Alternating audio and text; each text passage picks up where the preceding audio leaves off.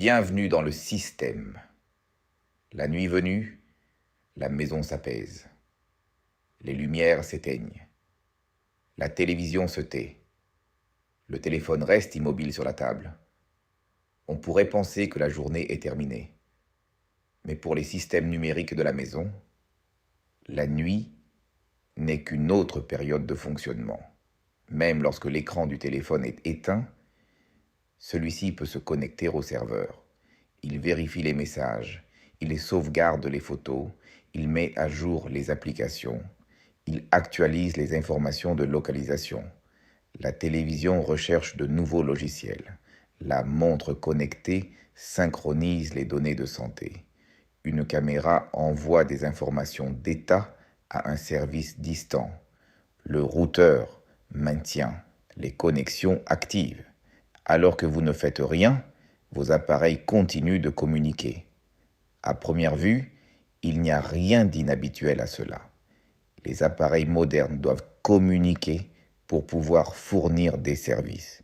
Le transfert de données est nécessaire pour recevoir un message, actualiser la météo ou sauvegarder des fichiers. Mais la question qui reste en suspens est la suivante. Quel appareil communique avec qui, quand et pourquoi? La plupart des gens connaissent le nombre d'appareils qu'ils possèdent chez eux. Téléphone, ordinateur, télévision, tablette, console de jeu, imprimante, appareil photo ou prise connectée. Mais ils ignorent le nombre de connexions établies par ces appareils. Car ce qui est visible, c'est l'appareil. Ce qui est invisible, c'est le réseau. Un réseau ne se résume pas à une simple connexion Internet sans fil. C'est un espace de communication qui relie tous les appareils de votre domicile entre eux et au monde extérieur. Dans cet espace, chaque appareil possède une identité, une adresse et un mode de fonctionnement. Certains ne communiquent que lorsque vous les utilisez. D'autres établissent des connexions en arrière-plan tout au long de la journée. D'autres encore accèdent à des serveurs que vous ne connaissez même pas. Le fait que l'écran soit éteint ne signifie pas qu'il y a silence. Le fait qu'une application ne soit pas visible ne signifie pas qu'elle ne fonctionne pas. Le fait qu'un appareil ne soit pas utilisé ne signifie pas qu'il ne génère pas de données. Lorsqu'un architecte système observe une maison, il ne voit pas seulement les objets, il voit le flux. Quel appareil est connecté au réseau? Lequel envoie-t-il constamment des données? Lequel s'active-t-il pendant la nuit? Lequel accède-t-il sans cesse au même serveur? Lequel a réellement besoin d'Internet? Ces questions ne naissent pas de la paranoïa. Elles naissent d'un besoin de contrôle. Car pour contrôler un système, il faut d'abord en connaître les limites. La limite du réseau domestique n'est pas tracée par les murs. Elle est tracée par le routeur. Les appareils à l'intérieur passent par ce point pour sortir. Les réponses provenant de l'extérieur entrent également par ce même point. Le routeur n'est donc pas simplement un petit boîtier qui distribue Internet. C'est le carrefour du trafic numérique de votre domicile. Mais la plupart des gens ne prêtent aucune attention à ce carrefour. Tant que l'appareil fonctionne, ils considèrent que le système est en bon état. S'il y a Internet, il n'y a pas de problème. Si la vidéo se lance, la connexion est bonne. Si le message est envoyé, tout est normal.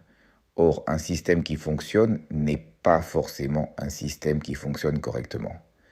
Un appareil peut, tout en remplissant sa fonction, envoyer simultanément des données superflues. Une application peut transmettre des informations à des sociétés d'analyse tout en fournissant son service principal. Un téléviseur peut enregistrer vos habitudes de visionnage tout en diffusant du contenu. Un jeu peut transmettre bien plus que de simples données de jeu. Cela ne signifie pas que chaque connexion est nuisible. Mais cela ne signifie pas non plus que chaque connexion est nécessaire. L'architecte ne se prononce pas d'emblée. Il commence par dresser la carte.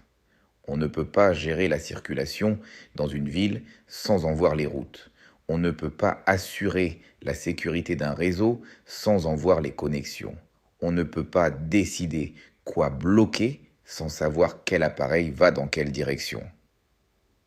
C'est pourquoi la première étape n'est pas de bloquer. La première étape est de rendre visible. Lorsque vous commencez à observer votre vie numérique à la maison, vous découvrez une réalité surprenante. Les appareils qui semblent les plus silencieux sont parfois ceux qui parlent le plus. Une télévision que vous n'utilisez pas, une application que vous pensiez avoir fermée ou un vieux téléphone oublié dans un coin peuvent encore être actifs sur le réseau. Les systèmes ne fonctionnent pas selon vos intentions, mais selon des règles. Même si vous oubliez un appareil, celui-ci continue d'exécuter la tâche qui lui a été confiée. Il vérifie les mises à jour. Il se connecte à son serveur. Il actualise l'heure. Il envoie des données télémétriques. Il maintient sa connexion active. Quand l'humain s'arrête, le système ne s'arrête pas. Comprendre cela, ce n'est pas développer une peur de la technologie. Au contraire, c'est commencer à voir la technologie pour de vrai, pour la première fois. Car le contrôle, ce n'est pas couper toutes les connexions, c'est savoir pourquoi chaque connexion a été établie. La maison peut être silencieuse, mais le réseau ne dort jamais vraiment. Pour lire la carte invisible d'un réseau, il faut d'abord comprendre comment les appareils communiquent entre eux.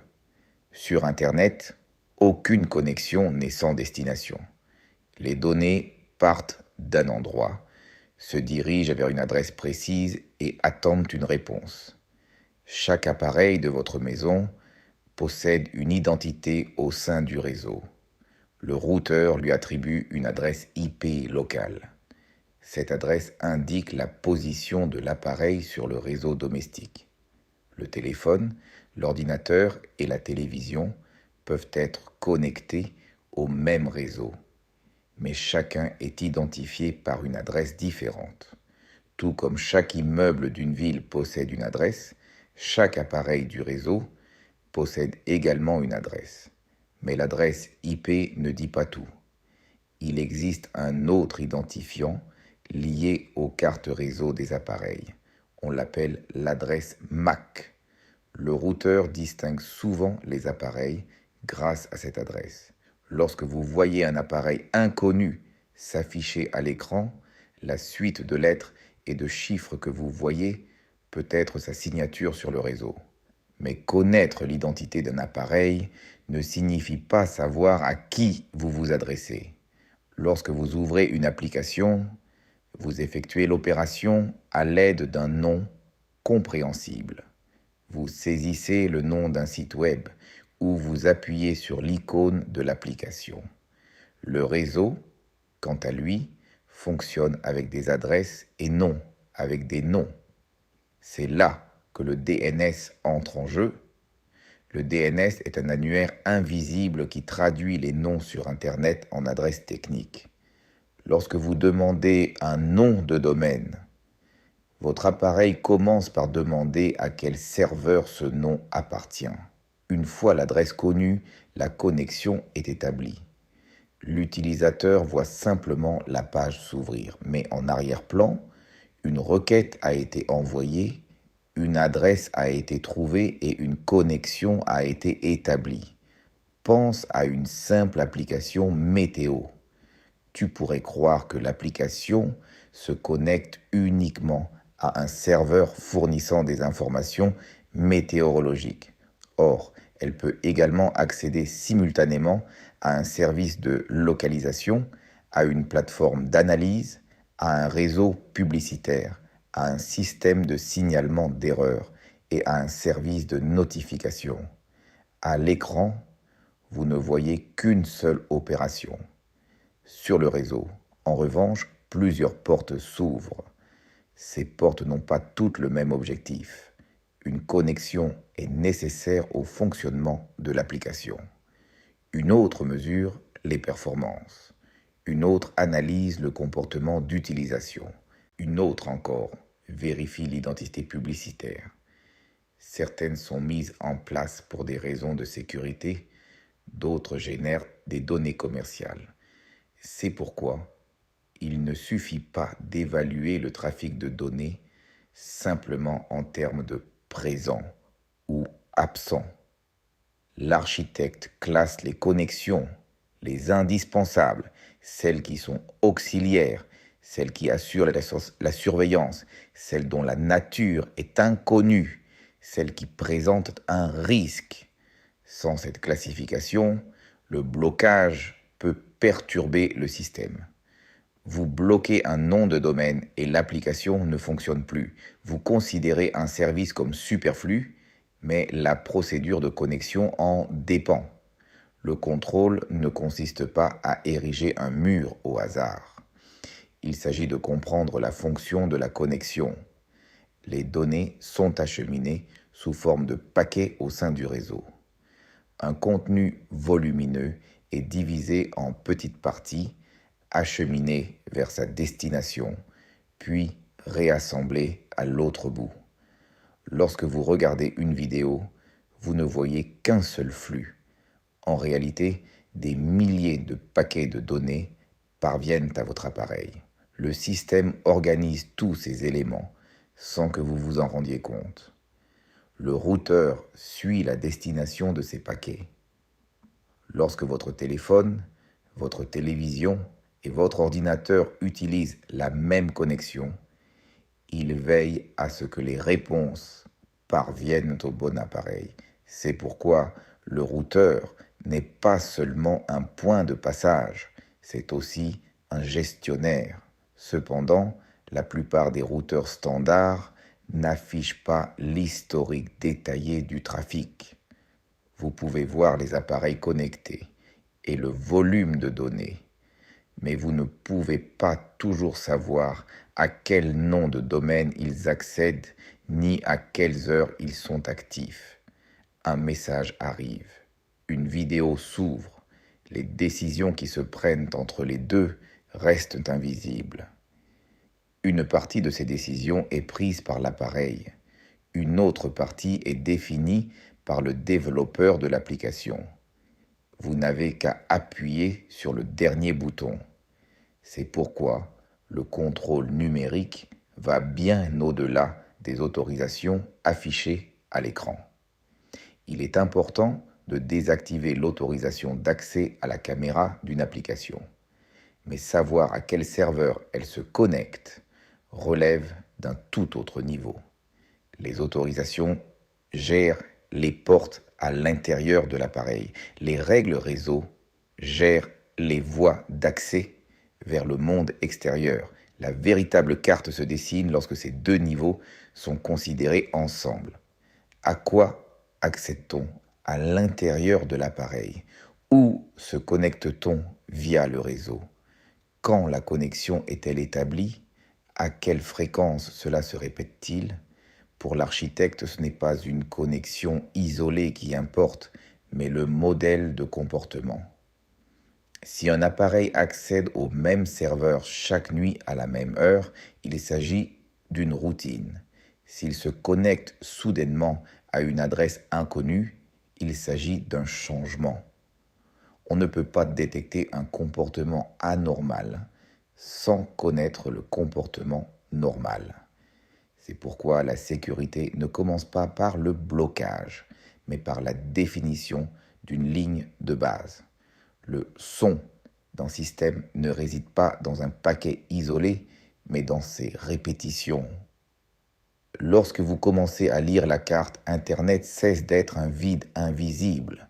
Il se transforme en une structure vivante dotée de chemins, d'adresses et de comportements. La question n'est plus de savoir si cette connexion existe, mais pourquoi cette connexion existe-t-elle? Voir la carte ne suffit pas à lui seul. Lorsqu'un système devient visible, la question suivante se pose. Où se trouve le point de contrôle de cette structure. Dans un réseau domestique, le premier point de contrôle est le routeur. En effet, tous les appareils passent le plus souvent par lui pour accéder au monde extérieur. C'est pourquoi la première chose à faire n'est pas d'installer un nouvel outil, mais d'identifier le réseau existant. Lorsque tu ouvres l'interface du routeur, tu vois la liste des appareils connectés. Certains sont facilement reconnaissables. Le nom de votre téléphone, de votre ordinateur ou de votre télévision s'affiche.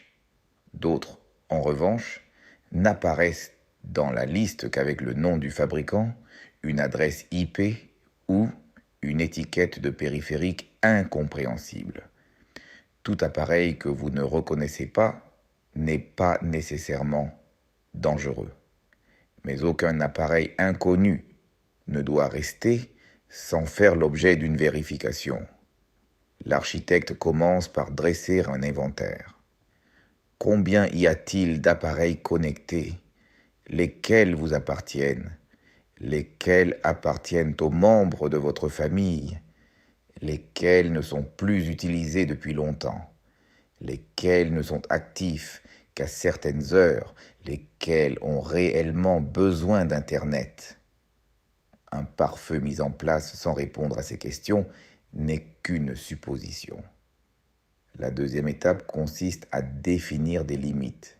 Votre téléphone, votre ordinateur professionnel, les appareils de vos invités et les appareils domotiques ne présentent pas tous le même niveau de sécurité. Il n'est pas toujours nécessaire qu'une ampoule ou un téléviseur se trouve sur le même réseau que votre ordinateur personnel. C'est pourquoi de nombreux routeurs offrent la possibilité de créer un réseau invité. Le réseau invité n'est pas réservé aux invités. Il peut également servir à isoler du réseau principal les appareils auxquels vous faites moins confiance. Un appareil peut accéder à Internet, mais ne pas pouvoir communiquer directement avec les autres appareils de votre domicile. Ainsi, un problème sur un seul appareil n'affectera pas l'ensemble du réseau. La troisième étape consiste à modifier les paramètres par défaut. Le mot de passe d'administration du routeur, le mot de passe du réseau sans fil et les paramètres d'usine des appareils connectés font partie des mesures de sécurité. Si le mot de passe par défaut est conservé, la porte du système semble verrouillée, mais tout le monde peut savoir où se trouve la clé. Un mot de passe fort ne garantit pas à lui seul une sécurité parfaite. En revanche, un mot de passe faible peut rendre toutes les autres mesures inutiles. La quatrième étape consiste à observer. Il s'agit d'examiner la quantité de données consommées par un appareil, à quelles heures il est actif et quel nom de domaine il tente d'atteindre. Tous les routeurs ne fournissent pas ces informations de manière détaillée. C'est là que les journaux DNS, NextDNS, Pi-hole ou les outils de surveillance réseau peuvent entrer en jeu. Mais l'outil n'est pas une fin en soi.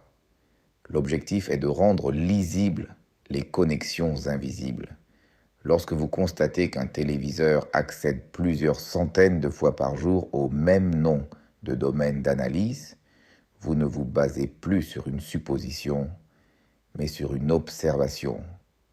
Vous commencez à distinguer le serveur nécessaire au fonctionnement d'une application du réseau publicitaire. Ensuite, vous procédez à un tri. Les connexions nécessaires sont préservées. Les connexions suspectes sont surveillées. Les connexions inutiles sont filtrées. Les connexions inconnues font l'objet d'une enquête. Tout bloquer d'un seul coup n'est pas la bonne approche. En effet, un système de règles trop strictes peut faire taire le système, mais il vous empêche de comprendre ce qu'il perturbe. L'architecte procède par petites étapes. Il ajoute une règle. Il observe le système. Il enregistre le résultat. S'il le faut, il revient en arrière. Le contrôle ne consiste pas à imposer des interdictions au hasard. Il s'agit de pouvoir comprendre les conséquences d'un changement. La sécurité réseau n'est pas non plus une tâche qui s'achève une bonne fois pour toutes. Un nouveau téléphone est connecté. Une nouvelle application est installée. La télévision est mise à jour. Un service change d'adresse. La carte est constamment actualisée. C'est pourquoi le véritable pouvoir ne réside pas dans le fait de disposer d'une liste parfaite, mais dans la mise en place d'un système capable de détecter les changements. Aujourd'hui, tu n'as pas besoin de décrypter tout le trafic de ta maison. Ouvre l'interface du routeur, vérifie les appareils connectés, note les noms que tu ne reconnais pas, supprime les appareils que tu n'utilises pas, modifie les mots de passe par défaut. Si possible, crée un réseau invité. Ensuite, contente-toi d'observer. Ce que tu verras le premier jour te semblera peut-être incompréhensible. Mais lorsque des répétitions commenceront à apparaître, le comportement de ton réseau deviendra plus clair. Si tu sais quand un appareil communique, tu peux également comprendre quand il faut le désactiver. Si vous savez pourquoi une connexion est établie, vous pouvez décider en toute connaissance de cause de l'autoriser ou non.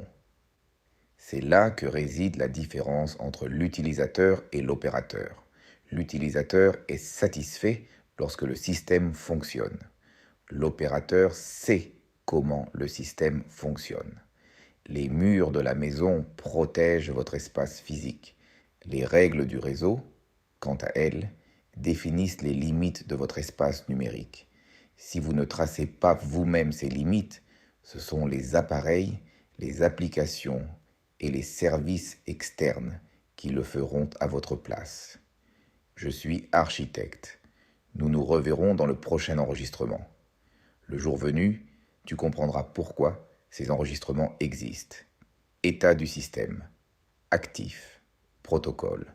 014. Terminé. Prochain. Protocole. 015. État. En fonctionnement.